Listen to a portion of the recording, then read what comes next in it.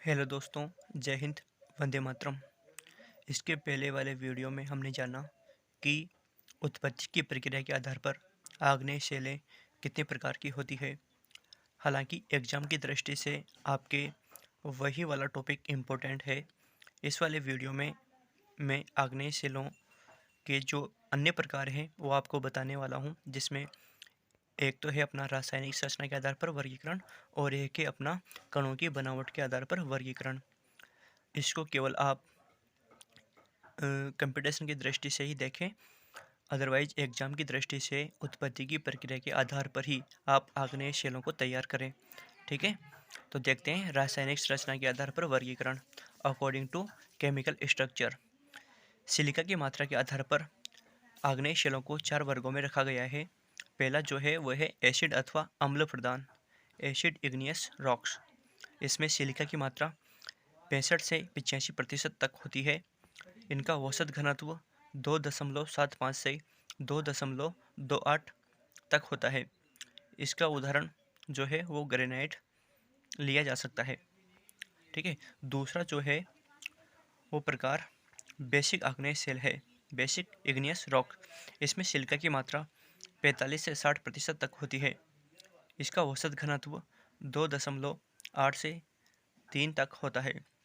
इसके उदाहरणों में बेसाल्ट, ग्रेबो, डोलेराइट आदि को सम्मिलित किया जाता है। इसके बाद जो है तीसरा प्रकार वो है मध्यवर्ती सेल, इंटरमीडिएट इग्नियस रॉक्स। इसमें सिलिका की मात्रा एसिड तथा बेसिक चट्टानों के बीच की होती है। इनका घनत्व 2.75 से 2.8 तक होता है। इनके उदाहरणों में डायोराइट तथा एंडेसाइट को शामिल किया जाता है। इसके बाद में जो चौथा प्रकार है वो है अल्ट्रा बेसिक चट्टानें, अल्ट्रा बेसिक इग्नियस रॉक्स। इसमें सिलिका की मात्रा 45% तक होती है। इनका घनत्व 2.8 से 3.4 तक होता है। इसके उदाहरण में पेरिडोटाइट को शामिल किया जाता है। ठीक है, तो ये थे आपके रासायनिक संरचना के आधार पर या फिर सिलिका की मात्रा के आधार पर आग्नेय शिलाओं के प्रकार। अब है अपना नेक्स्ट कणों की बनावट के अनुसार। ध्यान रखिए, आपको तैयार केवल उत्पत्ति की प्रक्रिया के अनुसार वाला ही तैयार करना है। ये केवल आपको ऐसे ही पढ़ने हैं जानकारी के हिसाब से केवल। ठीक है, देखते हैं कणों की बनावट के अनुसार। पहला जो है वह है फेनेरिटिक अथवा बड़े कणों वाली आग्नेय सेल। इसमें कण की लंबाई 1 इंच तक होती है। इसके उदाहरणों में ग्रेनाइट, डायोराइट आदि को शामिल किया जाता है। दूसरा जो है वह है पैगमेटिटिक अथवा बहुत बड़े कणों वाली आग्नेय सेल। इसमें कण बहुत बड़े होते हैं। तीसरा जो प्रकार है वह है अफेनेटिक अथवा बारीक कणों वाली सेल, aphanitic igneous rocks. Aphanitic igneous rocks में कण बारीक एवं सूक्ष्म होते हैं, अर्थात जो कण है वो इतने बारीक होते हैं कि इनको माइक्रोस्कोप से ही देखा जा सकता है। इसके उदाहरणों में बेसाल्ट, फेल्साइट, डाइक सील आदि को शामिल किया जाता है। इसके बाद में चौथा प्रकार है ग्लासी अथवा कणहीन सेल। इसमें प्राय कणों का अभाव होता है, कभी कभी बारीक कण हो सकते हैं। इसके उदाहरणों में ऑब्सिडियन, पिच स्टोन, फ्यूमिस, परलाइट आदि को शामिल किया जाता है। इसके बाद में पांचवा प्रकार है अपना पोरफायरिटिक या मिश्रित कणों वाली सेल। इसमें बड़े तथा महीन कण साथ में पाए जाते हैं, यानी कि मिश्रित अवस्था में कण पाए जाते हैं, बड़े और महीन। इसके बाद में छठा प्रकार है फ्रैगमेंटल अथवा टुकड़ों वाली सेल। इसमें चट्टान के बड़े बड़े तथा छोटे छोटे टुकड़े शामिल किए जाते हैं। उदाहरण में बम, लेपिली, ब्रेशिया, ज्वालामुखी राख तथा धूल एवं ठप को शामिल किया जाता है। ठीक है, तो ये आपकी आग्नेय शिलाएं यहीं पर समाप्त होती है। इसमें हमने देखा पहला उत्पत्ति की प्रक्रिया के आधार पर, दूसरा हमने देखा रासायनिक संरचना के आधार पर, और तीसरा देखा हमने कणों की बनावट के आधार पर। ठीक है, तो इसमें से जो इम्पोर्टेंट है वो केवल आपका जो पहला है उत्पत्ति की प्रक्रिया के आधार पर, वही इम्पोर्टेंट है। हमारी आग्नेय सेलें यहीं पर समाप्त होती है। अब हमारी दूसरी मुख्य सेल अवसादी सेल आती है, जिसको हम सेडिमेंट्री रॉक्स भी बोलते हैं। तो देखते हैं अवसादी सेलों के बारे में। अवसादी सेल का निर्माण अवसादों अर्थात सेडिमेंट्स के जमाव या समूहन से होता है। अवसादी शब्द यानी कि सेडिमेंट्री शब्द लैटिन भाषा के सेडिमेंटम से लिया गया है, जिसका शाब्दिक अर्थ नीचे बैठना यानी कि सिटिंग डाउन होता है। अवसादों की विभिन्न परतें पाए जाने के कारण इन्हें परतदार सेल भी कहते हैं। इनका निर्माण जल और स्थल दोनों पर हो सकता है। इनकी जो मुख्य विशेषताएं हैं वो निम्न प्रकार है। इनका निर्माण चट्टान चूर्ण तथा जीवावशेषों एवं वनस्पति के जमाव से होता है। इनमें जीवाश्म यानी कि फॉसिल्स पाए जाते हैं। दूसरी विशेषता है भूपृष्ठ के सर्वाधिक क्षेत्र पर पाई जाने वाली चट्टान है। लगभग भूपृष्ठ का 75% भाग इसी से बना होता है, परंतु क्रस्ट की बनावट में इनका केवल 5% योगदान होता है। अवसादी सेल का महत्व केवल क्षेत्रीय विस्तार के लिए है, भूपृष्ठ की गहराई के लिए नहीं, क्योंकि इनका विस्तार ऊपरी सतह पर ही पाया जाता है। भूपृष्ठ की गहराइयों में इनका विस्तार नहीं पाया जाता, इसलिए। तीसरी जो विशेषता है वो है इनमें परतें पाई जाती है, परंतु सेल रवेदार नहीं होती है। ये सेलें संगठित हो सकती है तथा असंगठित एवं ढीली भी हो सकती है। सेल का संगठन संयोजक तत्व तथा खनिजों के ऊपर आधारित होता है। क्षैतिज रूप में ये चट्टानें क्षैतिज रूप में कम बल्कि सामूहिक रूप से अपनति तथा अभिनति के रूप में पाई जाती है। दबाव अधिक होने से मोड़ टूट जाते हैं तथा दरारें पड़ जाती है। इनकी प्रमुख विशेषता में संधियों तथा जोड़ों का पाया जाना है। इनमें संधियां तथा जोड़ पाए जाते हैं। जोड़ संयोजक तल से लंबवत रूप में जुड़े होते हैं। पंख मिट्टी यानी कि मड या जलोढ़ मिट्टियों पर जब सूर्य की तेज किरणें पड़ती है तो दरारें पड़ जाती है। इन दरारों का आकार या इन दरार पड़े क्षेत्रों का आकार बहुभुज के रूप में होता है। इन दरारों को पंख फटन यानी कि मड क्रैक कहते हैं। अवसादी सेल प्राय मुलायम जैसे कि छिका मिट्टी तथा पंख के समान हो सकती हैं। कुछ चट्टानें कठोर भी हो सकती हैं, जैसे कि बलुआ पत्थर। अवसादी चट्टानें अधिकतर भेद्य एवं प्रवेश्य होती है, जैसे कि बलुआ पत्थर। कुछ चट्टानें अप्रवेश्य भी हो सकती है, जैसे कि छिका मिट्टी। कोमल होने से अपरदन का प्रभाव शीघ्र होता है। अवसादी सेल में दो परतों के संयोजक भाग को संयोजक तल अथवा संस्तरण तल कहते हैं। दो परतों के संस्तरण के सहारे परतों के पारस्परिक अनुरूप संबंध को समविन्यास कन्फॉर्मिटी कहते हैं।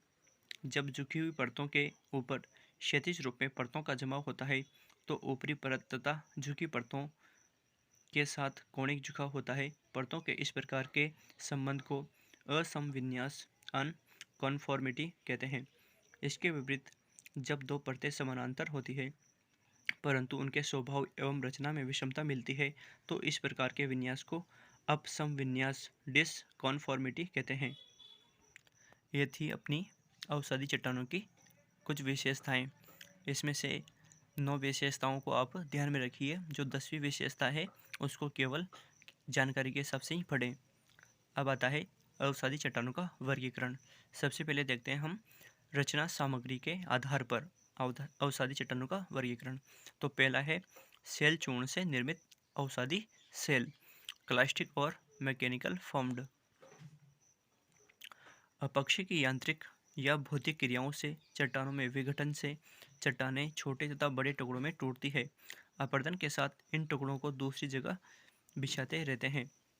अपरदन के साधन इन टुकड़ों को दूसरी जगह बिछाते रहते हैं, जैसे कि बलुका पत्थर, कांग्लोमरेट, सिल्ट, चीका मिट्टी तथा लोयस इनके प्रमुख उदाहरण है। सबसे पहले देखते हैं बलुका पत्थर, सैंडस्टोन। इनका निर्माण बालू के कणों से होता है। बालू के कणों का निर्माण क्वार्ट्ज खनिज से होता है। आकार के आधार पर बालू या रेत के कण निम्न प्रकार के होते हैं। पहला देखिए बहुत बड़े कणों वाला, इनका व्यास 1 मिलीमीटर होता है। बड़े कणों वाला, इनका व्यास 1/2 मिलीमीटर होता है। मध्यम कणों वाला, इनका व्यास 1/4 मिलीमीटर होता है। बारीक कणों वाला, इनका व्यास 1/8 मिलीमीटर होता है। बहुत बारीक कणों वाला, इनका व्यास 1/16 मिलीमीटर होता है। जब रेत के कणों का समूहन एवं संगठन संयोजक पदार्थों द्वारा होता है तो बलुका पत्थर चट्टान का निर्माण होता है। जब रेत के कणों का समूहन एवं संगठन संयोजक पदार्थों द्वारा होता है तो बलुका पत्थर चट्टान का निर्माण होता है। संयोजक पदार्थों में सिलिका, कैल्शियम, लोहे के ऑक्साइड, चीका आदि हैं। यानी कि इन चट्टानों का निर्माण इन संयोजक पदार्थों के समूहन एवं संगठन के द्वारा होता है। यानी कि इनके द्वारा जो रेत के कण हैं वो आपस में संगठित हो जाते हैं, उनका समूहन हो जाता है।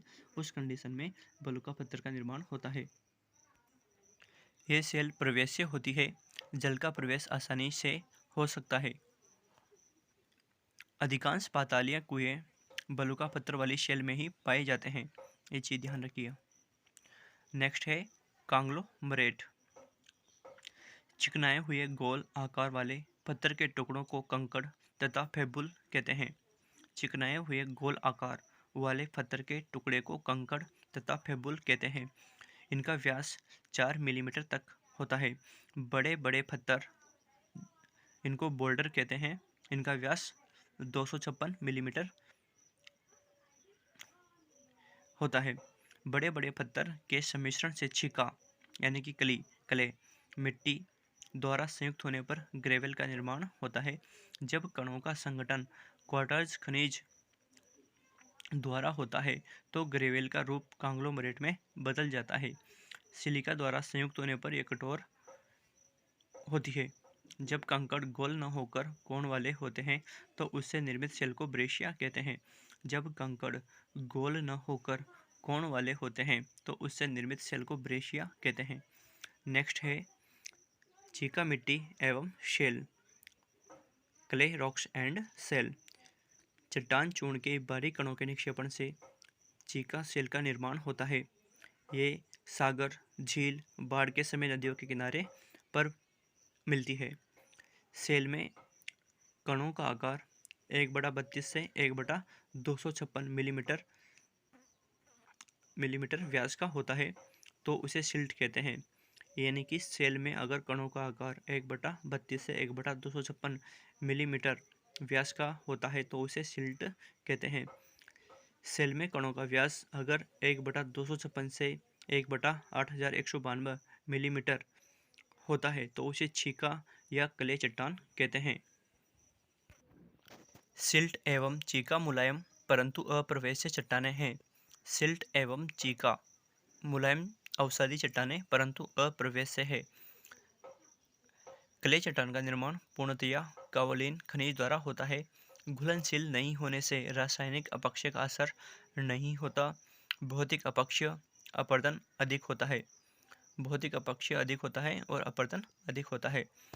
सिल्ट एवं क्ले के संगठित हो जाने पर सेल SHALE सेल चट्टान का निर्माण होता है।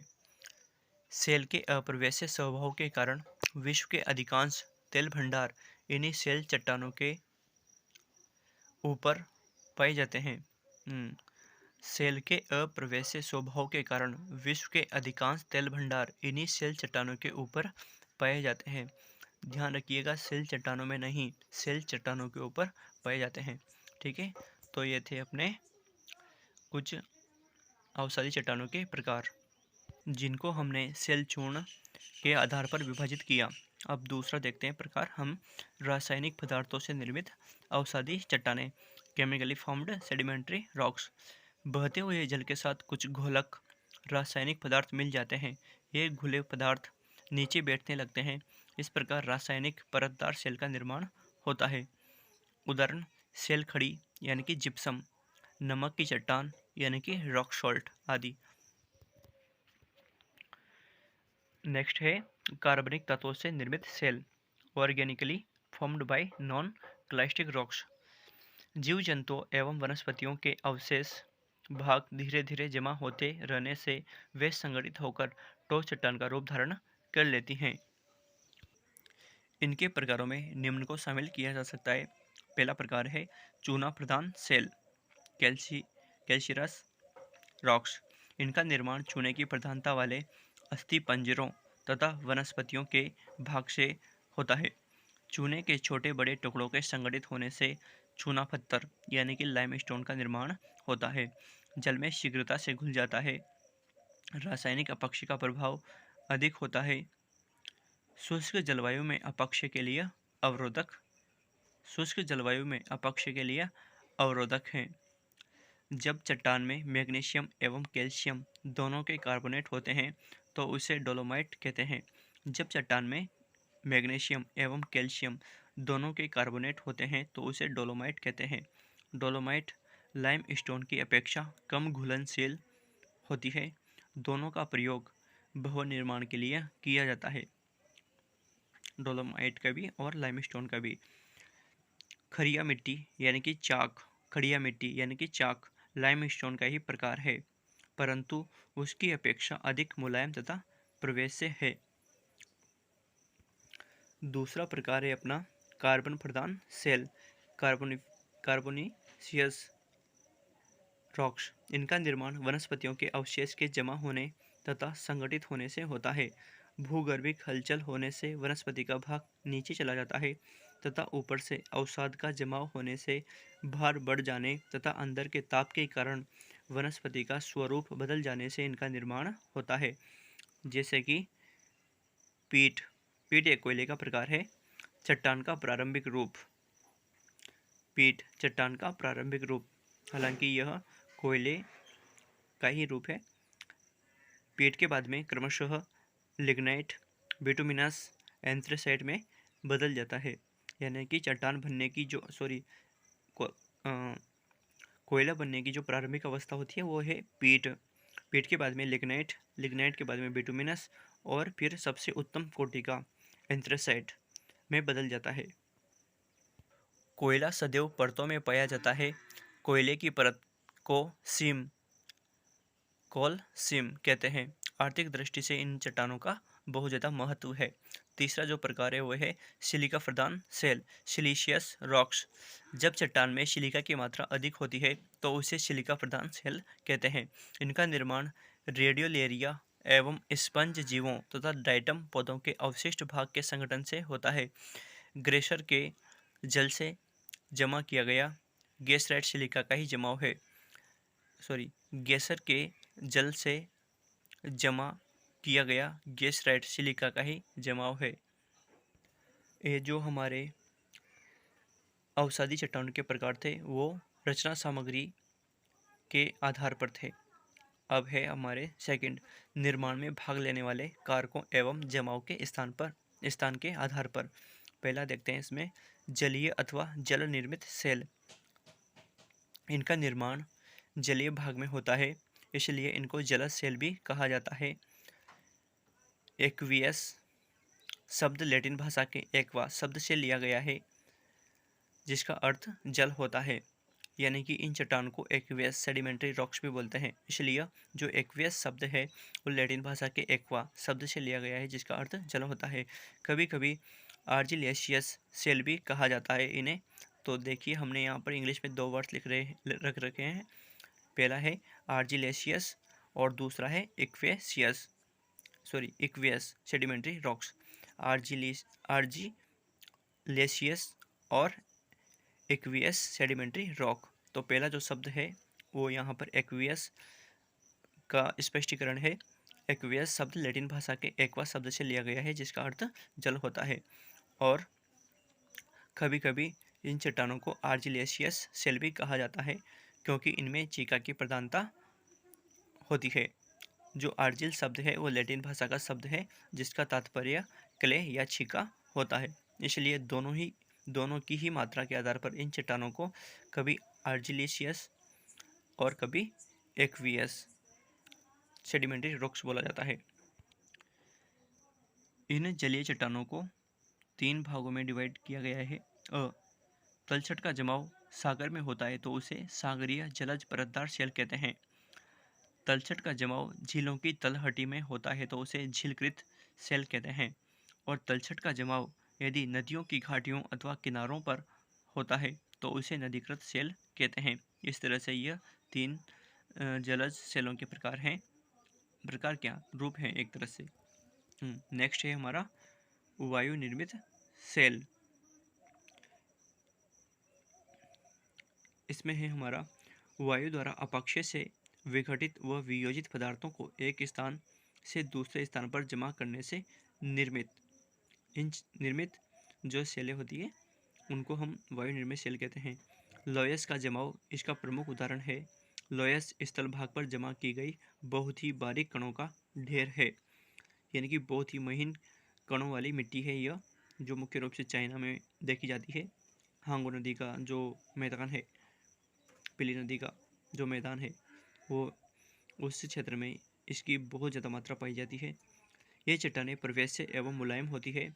लोयस का सबसे अधिक विस्तार उत्तरी चीन में है और इनकी गहराई खपी हदी के यहाँ पर लोयस पीले रंग की होती है और इनका जो विस्तार है वो मुख्य रूप से चाइना में है। ठीक है। नेक्स्ट है हिमानीकृत सेल। हिमनद द्वारा परिवहन किए जाने वाले पदार्थों में शिलाखंड, कंकड़ पत्थर, रेतकण, मिट्टी आदि को सम्मिलित रूप से ग्लेशियल ड्रिफ्ट कहा जाता है। हिमोड शब्द का प्रयोग हिमानी निक्षेप की आकृति के लिए किया गया है। हिमानीकृत सेलों में परतें नहीं पाई जाती है।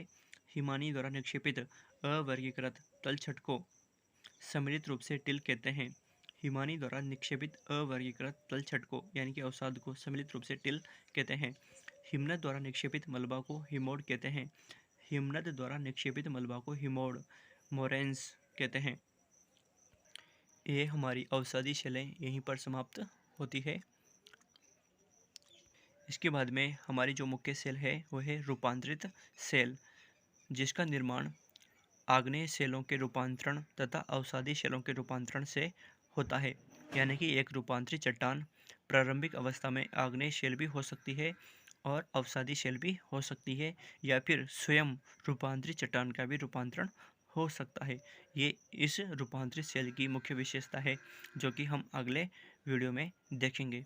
तब तक के लिए जय हिंद, वंदे मातरम।